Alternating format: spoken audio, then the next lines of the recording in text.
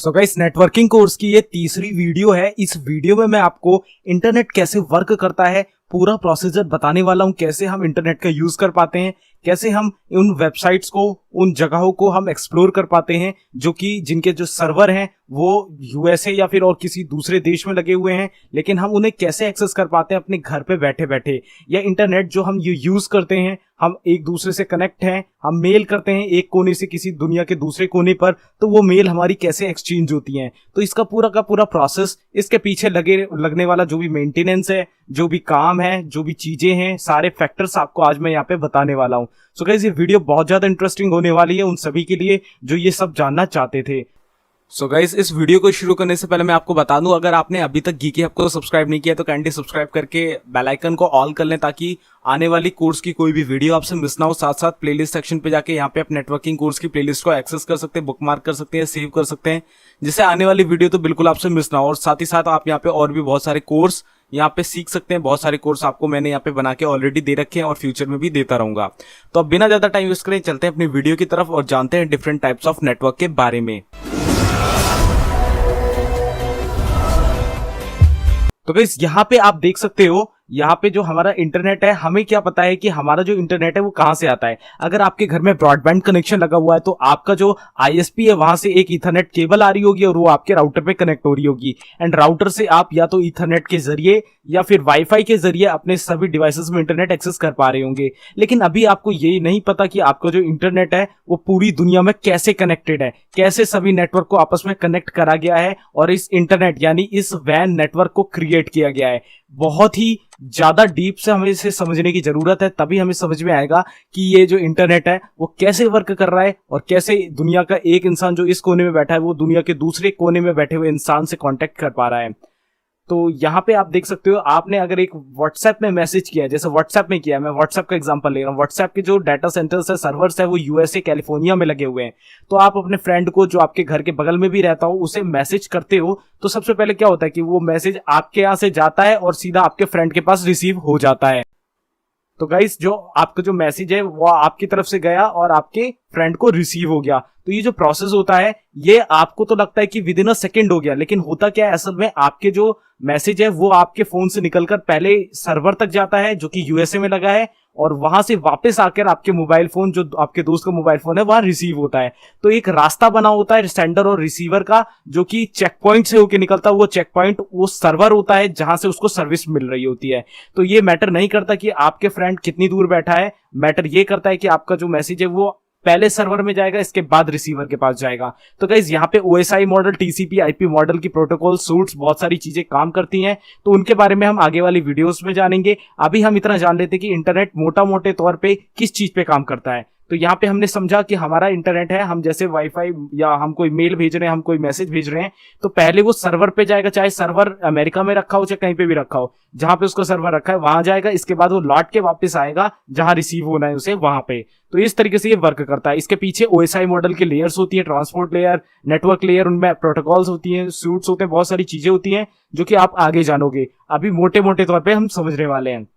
तो यहाँ पे हमारा जो इंटरनेट है वो कैसे कनेक्ट है। अब मैंने आपको बताया व्हाट्सएप से आपने मैसेज किया, वो सर्वर तक जाएगा, उसके सर्वर यूएसए में है जैसे, तो वो जाएगा कैसे, उसका मीडियम क्या है। अब वायरलेस, ब्लूटूथ, वाईफाई तो वहां पे है नहीं कि चला जाएगा। तो गाइस, उसके भी टाइप है कि आपके जो इंटरनेटवर्किंग है कि आपका वो जो मैसेज है सर्वर तक कैसे जाएगा और कैसे फिर वो वापस रिसीव होगा रिसीवर के पास। तो वो टाइप्स ऑफ नेटवर्किंग में कैटेगराइज होते हैं जो कि दो टाइप की होती हैं। उनमें से सबसे पहले तो होती है आपकी सैटेलाइट कॉन्फ़िगरेशन। सैटेलाइट में क्या होता है कि आपके जो सर्वर होते हैं वो और आपके जो यूजर्स होते हैं वो सैटेलाइट के जरिए कनेक्ट होते हैं। आप हो, जैसे आप इंडिया में रहते हो, इंडिया से आपने उस मैसेज को सेंड किया तो वो सैटेलाइट में कांटेक्ट करेगा, यहाँ पे एंटीना लगा होगा, उसमें वो रिसीव होगा। इसके बाद एक यहाँ पे सेंडर होगा, वो उसके डाटा सेंटर यानी सर्वर पर पहुंचा देगा, फिर सर्वर से वापस रिक्वेस्ट जाएगी और फिर उसे रिसीवर जहां पे रिसीव होना है वहां तक पहुंचा देगा। इस तरीके से सैटेलाइट वर्क करती है। लेकिन सैटेलाइट बहुत ज्यादा सक्सेसफुल नहीं है एंड बहुत ज्यादा एक्सपेंसिव भी पड़ती है और हर ऑर्गेनाइजेशन अपने लिए सैटेलाइट अफोर्ड नहीं कर पाता है। कुछ गवर्नमेंटल होते हैं, कुछ बहुत ही वेल प्रोफाइल्ड जो होती हैं चीजें, वो इस चीज को मैनेज कर पाती हैं। लेकिन इसका एक अल्टरनेट है जो कि 80 to 90% यूज होता है पूरे वर्ल्ड, बल्कि 90% से भी ज्यादा, जो कि है हमारा ऑप्टिक फाइबर कनेक्शन। अब ये ऑप्टिक फाइबर कनेक्शन तो आपने देखा होगा कि आपके ऑफिसेज में है, होम पे है, लेकिन यार ये पूरे वर्ल्ड को कैसे आपस में कनेक्ट कर रहा है? तो गाइस ये पूरे वर्ल्ड को भी आपस में कनेक्ट कर रहा है। कैसे कर रहा है? तो इसका एक लाइव डेमोन्स्ट्रेशन देखते हैं और जानते हैं कि कैसे ये पूरा वर्क कर रहा है, कैसे ये पूरी दुनिया को आपस में इंटरनेट में कनेक्ट कर पा रहा है। तो गाइस मैं आ चुका हूं अपने डेस्कटॉप स्क्रीन पे। मैं अपने क्रोम ब्राउजर पे जाऊंगा तो यहाँ पे आप देख सकते हो हमारी जो ऑप्टिक फाइबर केबल होती है वो कुछ इस तरीके की होती है। तो इसमें भी ये क्या होता है कि आपकी जो कॉन्टिनेंट्स होते हैं, आपकी जो कंट्रीज होती हैं, आपस में इस केबल के थ्रू कनेक्ट होती हैं, जिसके थ्रू आपका डाटा इधर से उधर जाता है। अब अगर आपने देखा होगा आपकी नॉर्मल जो ऑप्टिक फाइबर केबल होती है वो छोटी सी होती है, ये कुछ इतनी मोटी बल्कि और भी मोटी होती है और इनके अंदर बहुत सारी वायर्स होती है, बहुत सारा बैंडविड्थ होता है। तो ये देखो समुद्र के नीचे कुछ इस तरीके से जा रही होती है जो कि पूरे समुद्र में फैली होती है। आप देख सकते हैं इमेजेस, इन्हें कहते हैं सबमरीन केबल्स। तो ये पूरे वर्ल्ड में फैली हुई है। देखो यहाँ पे आप मैप भी देख सकते हो, डिफरेंट होती हैं ये, आप यहाँ पे देख सकते हो। इस तरीके से इन्हें ठीक करा जाता है, मेंटेनेंस करा जाता है और इन्हें जो शिप्स होती हैं उनके जरिए एक कॉन्टिनेंट से दूसरे कॉन्टिनेंट पे भेजा जाता है। तो ये पिक्चर्स है इसकी बहुत सारी कि कैसी होती है, ये समुद्र के नीचे कैसी जाती है, मेंटेनेंस करने के लिए कैसे उतरना पड़ता है। तो ये पूरा आप यहाँ पे देख सकते हो कैसी ये केबल दिखती है, बहुत मोटी होती है, इसमें बहुत हाई बैंडविड्थ होता है। तो एक वेबसाइट है सबमरीन केबल मैप, आप इसकी लिंक नीचे डिस्क्रिप्शन पे मिल जाएगी, आप वहां से जाके इस मैप में पहुंच जाओगे। इस मैप में आपको दिख जाएगा कि आपकी कंट्री में कैसे, आपके यहाँ पे कितनी सारी केबल्स आ रही है, कहाँ कनेक्टेड है। तो देखो यहाँ पे आपकी एक मुंबई के पास आ रही है, ये मुंबई में है, और इसी के साथ साथ नीचे भी आपको बहुत सारी देखने को मिलेगी, ये शायद कोची में होगी, और यहाँ पे आपको चेन्नई में भी देखने को मिलेगी। इसी के साथ साथ आपको यहाँ कोलकाता साइड, कोलकाता में तो नहीं है, बांग्लादेश में है। तो इस तरीके से आपके यहाँ पे ये सबमरीन केबल्स आ रही हैं। तो अगर आप दिल्ली में बैठे हो, दिल्ली में बैठकर आप अपने जो दोस्त है वो भी दिल्ली में है और आप उसे व्हाट्सएप मैसेज करते हो, तो क्या होगा, आपका जो मैसेज है पहले किसी तरीके से यहाँ तक पहुंचेगा, मुंबई तक, फिर मुंबई से इन केबल्स के जरिए वो ट्रेवल करता हुआ इन केबल्स के जरिए जो सबसे सही केबल रहेगी, जो सबसे सुटेबल केबल रहेगी, उन केबल्स के जरिए ट्रेवल करता हुआ कैलिफोर्निया जहां पे सर्वर लगे हुए हैं वहां तक पहुंचेगा। इसके बाद वो रिक्वेस्ट एक्सेप्ट होगी सर्वर से और फिर वो वापस से उस मैसेज को भेजेगा आपके पास मुंबई पे वापस, और मुंबई से डायरेक्ट रिसीवर के पास जो आपका दोस्त है। तो आपको अगर बगल में भी मैसेज करना है तब भी आपकी रिक्वेस्ट व्हाट्सएप में अगर कर रहे हो तो आपकी अमेरिका जाकर ही वापस आएगी। तो यहाँ पे हम तो ये देख रहे हैं कि भाई हमारा तो मोबाइल फोन है, हमारे मोबाइल फोन पे तो ना कोई वायर लगी है, ना कोई वाईफाई ले रहे हैं, हम तो डायरेक्ट सिम से चला रहे हैं। तो सिम से चलाने में कैसे हमें वायर को ये मतलब सीन हो रहा है?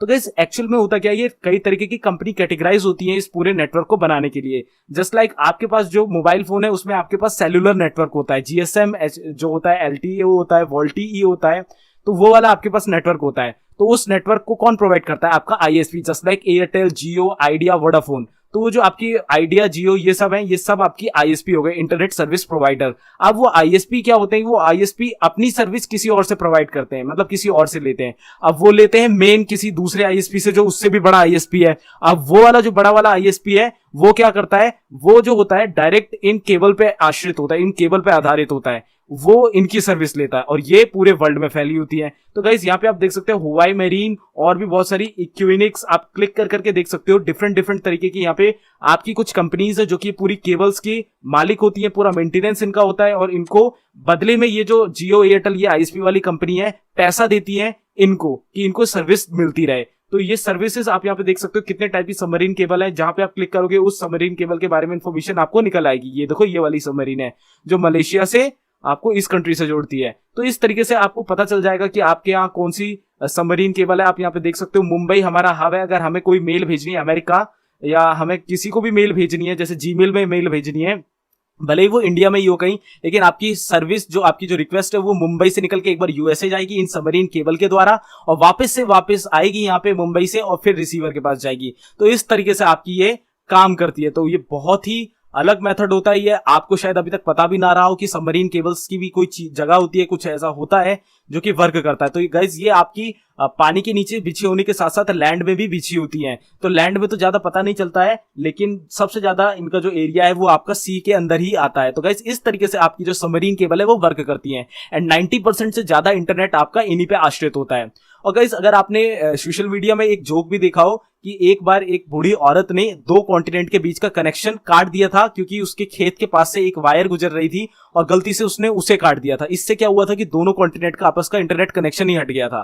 तो गाइस ये इंटरनेट कनेक्शन अगर इन वायरों को काट दिया जाए तो पूरा देश, पूरा कॉन्टिनेंट इवन इंटरनेट से हट सकता है। तो इस तरीके से ये पूरा इंटरनेट आश्रित होता है। आपको मैंने सैटेलाइट बताया, सैटेलाइट पे रेयर केसेस होते हैं कि बहुत ही कम जो ऑर्गेनाइजेशन है वो वर्क करते हैं, जस्ट लाइक आपका गवर्नमेंटल करता है। गवर्नमेंटल के अलावा जितने भी आपके वर्क है ये सब आपका ऐसे ही होते हैं। तो इसी के साथ साथ यहाँ पे आपको प्राइवेसी भी देखनी पड़ती है कि यहाँ पे आपको प्राइवेसी लगानी पड़ती है, जस्ट लाइक आपका कुछ ऐसा डाटा है जो कि इंडिया से बाहर जाना ही नहीं चाहिए, जस्ट लाइक आपकी बैंकिंग डिटेल्स। तो उसके लिए क्या होता है, उसके लिए आपके प्रॉपर अलग तरीके के नेटवर्क बनाए जाते हैं, एक अलग तरीके का वहां पे आईएसपी होता है। तो उसके लिए मैं आपको एक प्रॉपर आगे बताऊंगा, लेकिन अभी आप इतना समझ लीजिए ये जो पूरा नेटवर्क है इसे पब्लिक नेटवर्क कह सकते हैं या वैन नेटवर्क कह सकते हैं, जो कि पूरी वर्ल्ड वाइड होता है।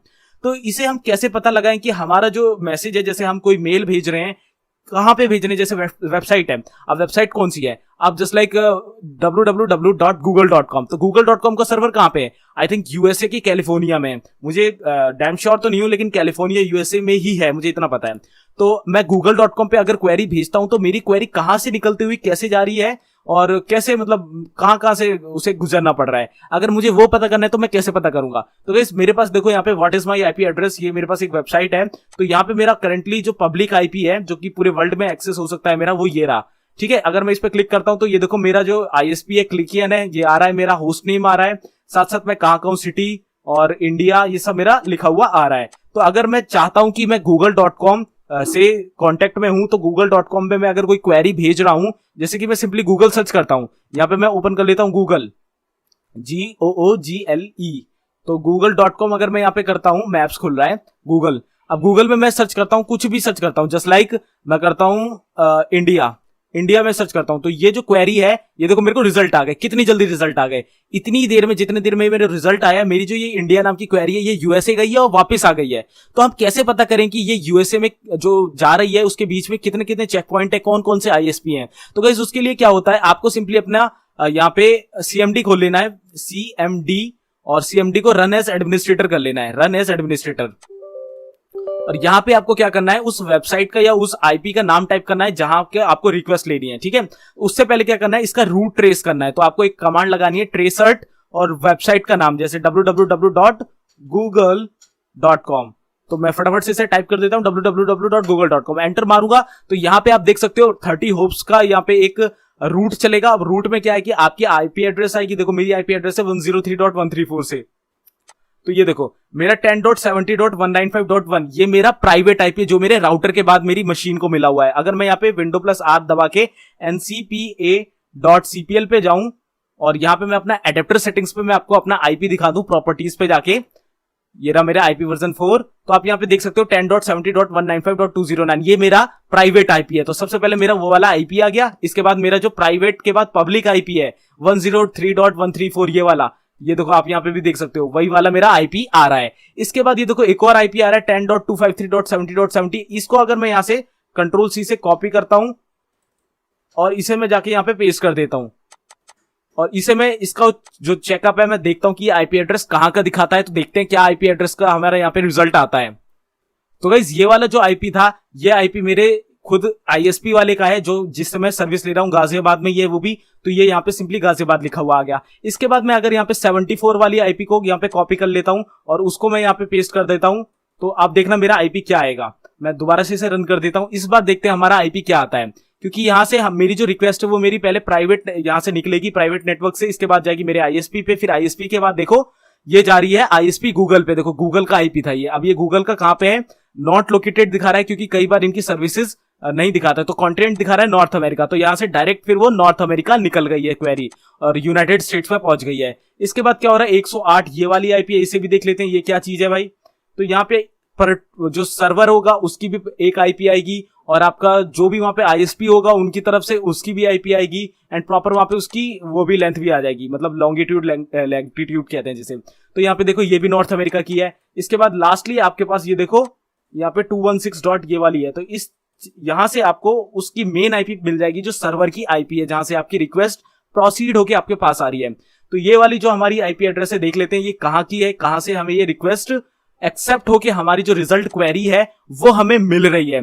तो ये देखो ये भी हमारी नॉर्थ अमेरिका की है, स्टेट रीजन ओक्लाहोमा। इसका मतलब जो हमारा जो देखो सिटी भी दिखा रहा है प्रायोर, तो मतलब इस सिटी में हमारे जो ये गूगल है वो वाला सर्वर लगा है जिससे हमें इंडिया की क्वेरी का रिजल्ट मिला है। तो यहां से हम ये समझ गए कि हमें कहीं का भी पता करना है तो हम कैसे पता कर सकते हैं। अब जस्ट लाइक मैं आपको यहाँ पे दिखा दूं अगर मैं यहाँ पे सर्च करता हूँ कुछ और, जो कि मैं डिफरेंट तरीके से सर्च करता हूँ, जस्ट लाइक मैं कोई वेबसाइट ले लेता हूँ जो इंडिया की वेबसाइट है। अब इंडिया की वेबसाइट में कैसे लेता हूँ, जस्ट लाइक मैं यहाँ पे ले लेता हूँ परिवहन की एक वेबसाइट है इंडिया की, परिवहन गवर्नमेंट की है जिससे लाइसेंस वाइसेंस बनते हैं, परिवहन.gov.in, ठीक है। अब मैं इसका एड्रेस यहाँ से कॉपी कर लेता हूँ क्योंकि इसके जो सर्वर है वो इंडिया में ही लगे हुए होंगे। मुझे ऐसा पता है कि इसके जो सर्वर है वो इंडिया में ही लगे हुए होंगे। तो मैं इसको ट्रेस आउट करता हूं, तो देखते हैं हमारा इसका जो रूट है वो क्या आता है। तो इसका जो रूट है, पहले मेरा प्राइवेट आईपी है वो आया है, इसके बाद मेरा आईएसपी का आईपी आना चाहिए। ये देखो, ये मेरा पब्लिक आईपी आ गया, इसके बाद आईएसपी का आईपी आएगा 10.253, एंड इसके बाद यहाँ पे मेरे को वो आईपी मिल जाएगा जहां पे इसका सर्वर लगा होगा। तो मैं इसको कॉपी करता हूं, सिंपली यहाँ पे जाके पेस्ट कर देता हूं, एंड इसके बाद देखते हैं कि ये वाला आईपी एड्रेस कहां को बिलोंग करता है, कहां से ये मतलब सर्वर हमारा लोकेट हो रहा है और वहां से हमारी जो रिक्वेस्ट है कैसे वहां से आ रही है। तो ये देखो, एशिया में ही है, इंडिया में ही है। अब ये पर्टिकुलर तो नहीं बता रहा है, ये महाराष्ट्र के पास दिखा रहा है, तो वहीं पे इसका सर्वर लगा हुआ है। तो ये जो आपका लैटिट्यूड लॉन्गिट्यूड है वो सब डिटेक्ट हो जाता है, और इसका जो ब्रॉडबैंड कनेक्शन है, और ये डिफरेंट कुछ चीजें होती हैं जो कि नहीं दिखाते हैं, क्योंकि गवर्नमेंटल जो चीज होती है वो थोड़ी सी सिक्योरिटी प्राइवेसी वाली होती है, इसलिए प्रॉपर तो नहीं दिखाता है। लेकिन हाँ, पुलिस इन सब के पास ये प्रॉपर रिकॉर्ड होता है। तो इस तरीके से आप पता कर सकते हो कि आपका इंटरनेट है वो कहां से किस चीज के लिए कितनी दूर ट्रेवल करके आपकी रिक्वेस्ट को प्रोसीड कर रहा है और आपके पास वापस आ रहा है। तो इस तरीके से आपका इंटरनेट वर्क कर रहा है। आप एक छोटा सा व्हाट्सएप मैसेज भी भेजते हो अपने दोस्त को, आपके बगल में भी बैठा है, तब भी वो मैसेज एक बार यूएसए के डाटा सेंटर में सर्वर में जाएगा, प्रोसीड होगा, इसके बाद आपके रिसीवर दोस्त के पास चला जाएगा।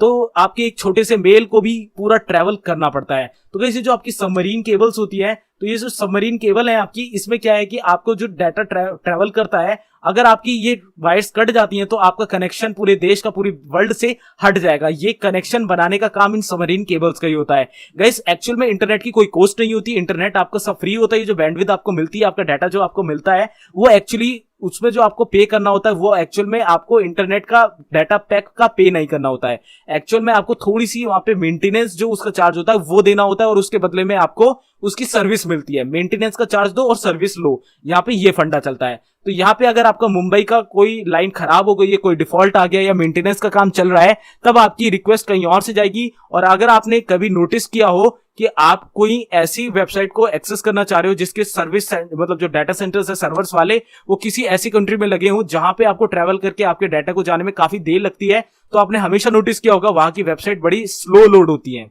तो इसीलिए वो स्लो लोड होती है, क्योंकि उनको जो ट्रैवल करना पड़ता है, काफी ज्यादा ट्रैवल करना पड़ता है, डिफरेंट आपके इन केबल्स को चेंज करना पड़ता है क्वेरी इधर से उधर जाने के लिए। तो गाइस, कई बार इस तरीके की डिफॉल्ट देखने को मिल जाते हैं। तो गाइस, ये जो आपकी सबमरीन केबल्स है, ये पर्टिकुलर कुछ आपकी ब्रांड्स है, जो कि ब्रांड्स नहीं कंपनी कह सकते हैं, जैसे इक्विनिक्स हो गई, हवाई हो गई, तो ये सब इनको ऑन करती है, और इनका जो मेंटेनेंस का खर्चा है वो इनको खुद देना पड़ता है। और ये जो चार्ज करती है आईएसपी वालों से करती हैं, जैसे इंडिया में एयरटेल है, आपका आइडिया है, वोडाफोन है, उन सबको ये सर्विस प्रोवाइड करती हैं अपनी, और उनसे कुछ चार्ज लेती हैं जिनसे इनका मेंटेनेंस चलता है और इनका भी काम चलता है। तो इस तरीके से आपका इंटरनेट वायर मीडियम के थ्रू पूरे वर्ल्ड में एक अच्छा कनेक्शन बनाता है, जो कि 90 to 95% यूज होता है, और बाकी 5% के लिए आपकी सैटेलाइट्स यूज होती हैं। तो गाइस, इस तरीके से आपका पूरा इंटरनेट वर्क करता है। कोई भी ऐसा मीडियम आप मत समझना कि आप व्हाट्सएप मैसेज करते हो तो वो सैटेलाइट के जरिए आपके दोस्तों पे पहुंच जाता है, नहीं होता ऐसा, वायर मीडियम के थ्रू जाता है।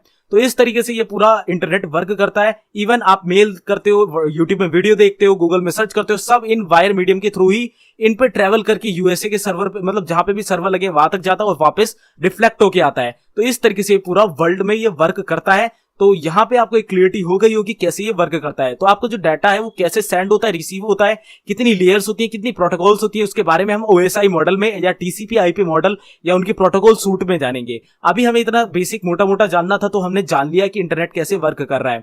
तो आई होप आपको यहाँ पे कोई क्लियरिटी हो गई होगी इंटरनेट कैसे वर्क कर रहा है। अगर थोड़ी सी भी आपको यहाँ पे मिसअंडरस्टैंडिंग हो रही है तो एक बार वीडियो को दोबारा देख लो, और अगर कोई भी यहाँ पे डाउट हो रहा है कि आप कुछ भी थोड़ा सा भी डाउट हो रहा है तो जरूर से मुझसे पूछना, कमेंट करके पूछ लेना कि यहाँ पे ऐसा कैसे हो गया। मतलब जो भी आपको इन्फॉर्मेशन चाहिए मैं जरूर आपको उसका कंफ्यूजन दूर करने की कोशिश करूंगा।